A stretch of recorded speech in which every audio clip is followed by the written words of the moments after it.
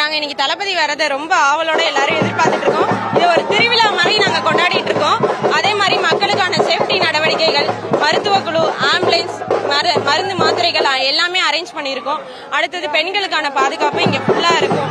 யாருக்கும் எந்த இடைஞ்சலும் வரக்கூடாது, எந்த ஹெல்த் இஷ்யூஸும் வரக்கூடாதுன்னு சொல்லி பிரிகாஷனா எல்லாமே நடவடிக்கை எல்லாம் எடுத்து ரொம்ப தெளிவா இதை நாங்க பண்ணிட்டு இருக்கோம். கண்டிப்பா 14 வருஷத்துக்கு அப்புறம் தளபதி வரது எங்க எல்லாருக்கும் ரொம்ப ஒரு திருவிழா மாதிரி.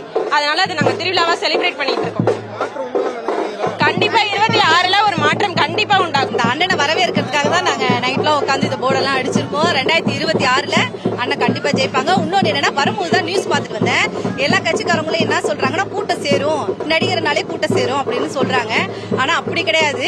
இப்ப விஜயகாந்த் அண்ணனுக்கும் கூட்டம் சேர்ந்துச்சு. அதனாலதான் அவர் எதிர்கட்சியா வந்தாரு. வேற யாரோ கமல்ஹாசன் சாருக்கோ இல்ல மத்த சரத்குமார் சார் அந்த மாதிரி யாருக்குமே கிடையாது. எங்க தளபதி தான் எங்க முகம், எங்க தலைவர் முகம் தான் எங்க பிராண்டு. 2026ல அண்ணன் கண்டிப்பா ஜெயிக்கிறாங்க. 2011ல 22/2 அந்த தேதி அன்னைக்கு வந்திருந்தாங்க. அதோட இன்னைக்குதான் வராங்க. ரொம்ப ரொம்ப சந்தோஷமா இருக்கும்.